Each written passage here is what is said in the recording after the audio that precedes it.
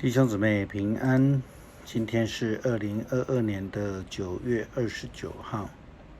今天的经文是耶利米哀歌第3章19到26节，耶利米书第52章第1到第11节，启示录第2章第8节到第11节。今天要跟大家分享的主题是起初与终结。每个人的生命都有一个起点，也有终点，但是每个人的起点、终点或是长度都不相同。我们说人的生命是代代相传，因为人的生命有限，总有结束的一天。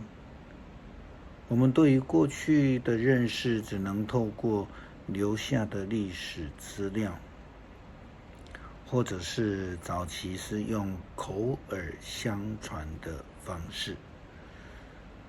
而对于将来我们的生命结束之后，我们就可以说是完全没有掌控的能力。最有价值的可能就是留下一点让后代纪念的事情，但是又能多久呢？对人来说，这个情形是非常的悲情的，但却也是事实。毕竟人是有限的，只有上帝是过去、现在以及将来永远存在。启示录的经文告诉我们，你要写信给士美拿教会的天使，说那位开始和终结、死而复活的这样说。因此我们知道约翰所领受的启示是从那一位起初和终结的上帝，他将所领受的信息传给了末后的教会。在此处特别提到了士美拿教会，如同先知预言般的，上帝透过约翰赐给了士美拿教会这样的预言与提醒。启示录告诉我们，我知道你的患难和贫穷，但实际上你是富足的。我知道你受那一些自称为犹太人的人所毁谤，其实他们并不是犹太人，而是撒旦的党羽。不要怕你将要遇到的苦难，看啊，魔鬼要考验你们，把你们当中的一些人投进监狱。你们要受10天的苦难，你要忠心至死，我就赐给你们生命的华冠。圣灵向各教会所说的话，有耳朵都听吧。同样的，约翰的角色如同是末代教会的先知，他传讲了上帝的预言。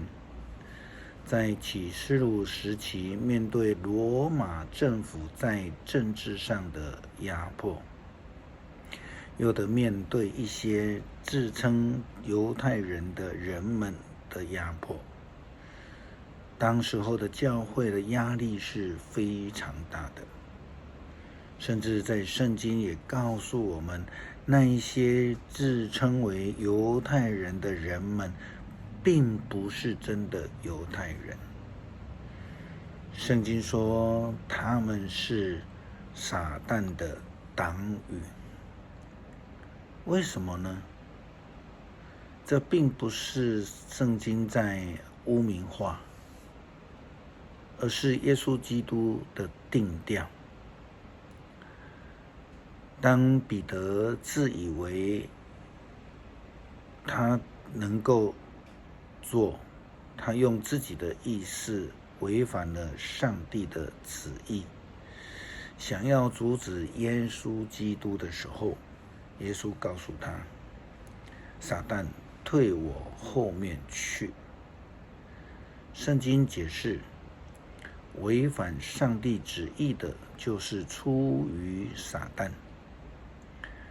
启示录所说的就是这样的一个基础。因此，当时候的犹太人就是撒旦的党羽，他们并不是上帝选民犹太人。违背上帝的旨意，不是启示录时代的犹太人的问题而已，是这些犹太人都是这样子的。旧约时代犹太人更是如此，心里刚硬，违背上帝的旨意。耶利米书第52章这样说道：西底家做了上主看为邪恶的事，就像约雅敬所做的一样。上主对耶路撒冷和犹大的人民发怒，从自己的面前把他们驱逐出去。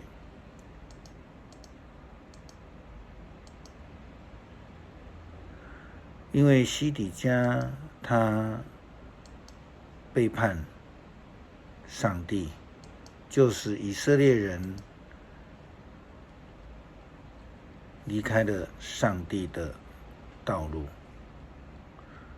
进入了恐慌与困难之间。巴比伦就成了犹太人的噩梦。耶利米书这样说道：西底家背叛巴比伦王尼布甲尼撒，因此尼布甲尼撒率领全军攻打耶路撒冷。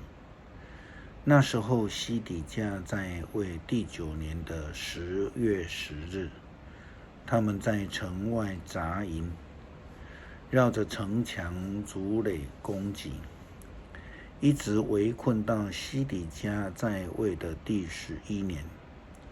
那年4月9日，城里饥荒非常严重，人民没有粮食，城墙被攻破。虽然巴比伦军队还包围着城，全部守军都在当夜逃出。他们从靠近王宫花园那条路逃，穿过了2道城墙中间的门，朝约旦谷方向逃去。但是巴比伦军队追赶西底家王，在耶利哥附近的平原追上了他，他的军队都离开他，逃离了。他们俘获了他，把他带到尼布甲尼撒王那里。那时尼布甲尼撒王在哈马境内利比拉，他就在那里审判西底家。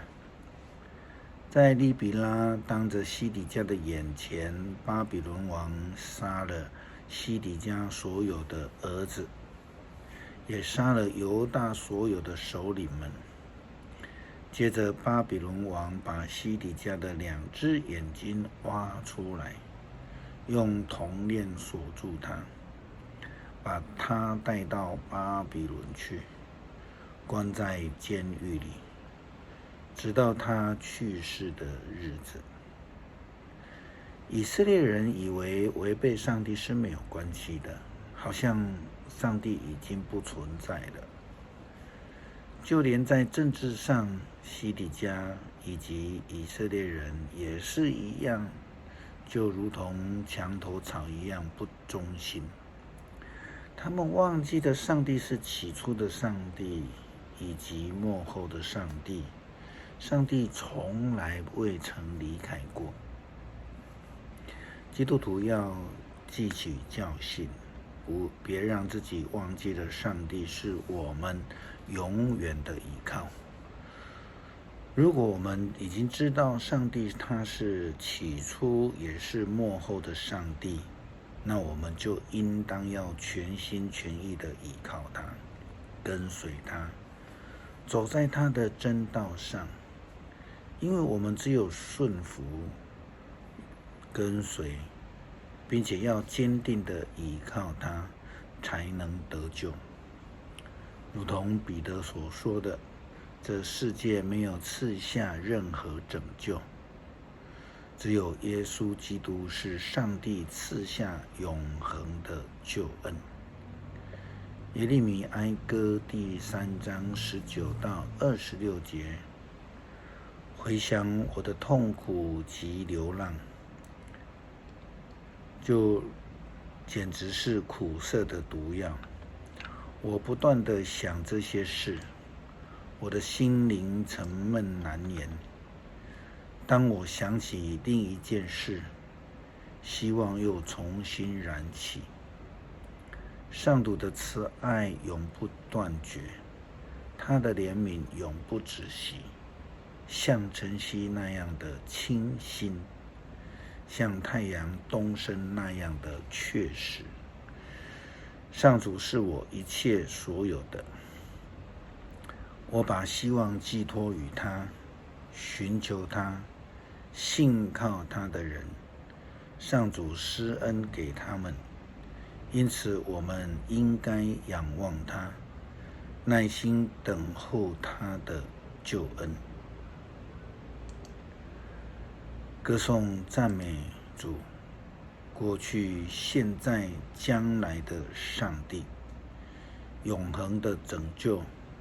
我们感谢你，过去你保守我们，现在你看顾我们，将来你赐下了应许。感谢祷告，奉主耶稣基督圣名，阿们。